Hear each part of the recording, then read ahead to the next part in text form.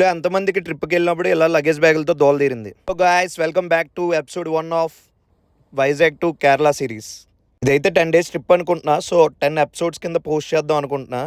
Trip అనగానే టైర్లు, wheel element అన్నీ రెడీ చేసుకొని, నా లగేజ్ బ్యాగ్ చూడండి, మొత్తం అన్నీ కొత్త బట్టలే, ప్రతిదీ సీల్ ట్యాగులతో ఉన్నాయి. లగేజ్ బ్యాగ్ ప్యాక్ చేసుకున్నా. ఎక్కడ కూడా మన జిమ్ సప్లిమెంట్స్ అయితే మర్చిపోలేదు. Fish oil for omega 3 multivitamins and డిహైడ్రేషన్కి ఎలక్ట్రోలైట్స్ సర్దుకొని మనం అయితే రెడీ అయిపోయాం. ఈ లగేజ్ ప్యాకింగ్ ఏదైతే ఉందో అదే దోల. స్టార్టింగ్ ఇంటి దగ్గర లగేజ్ ప్యాక్ చేసుకుని, లగేజ్ పైన ఆరెంజ్ కవర్తో కవర్ చేసుకొని పెందుతులో 9:30కి స్టార్ట్ అయిపోయాను నేనైతే. ఇప్పుడు హీరో ఎంట్రీ. మీ ఇంటి దగ్గర లగేజ్ ప్యాక్ చేసినప్పుడు ఇలా ఆరెంజ్ కవర్తో ప్యాక్ చేసాం. అది మధ్యలో చిదిగిపోయింది. వెంటనే కొత్తది బ్లాక్ కలర్ కవర్ కొని అది వేసాం. ఆ కవర్ ఇలా ఉంటుంది దోల. ప్యాక్ చేసుకుని బ్యాగ్లో లగేజ్ ఇలా ఊడిపోయింది.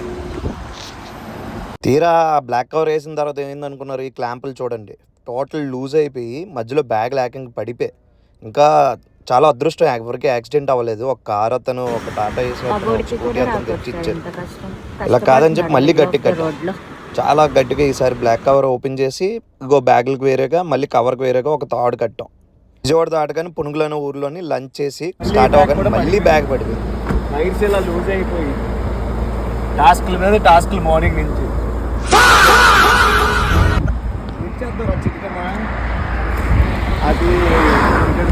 అది సంగతి. నేను ఎపిసోడ్ 1 అయితే టోటల్ లగేజ్ బ్యాగులకే అంకితం చేస్తున్నాను.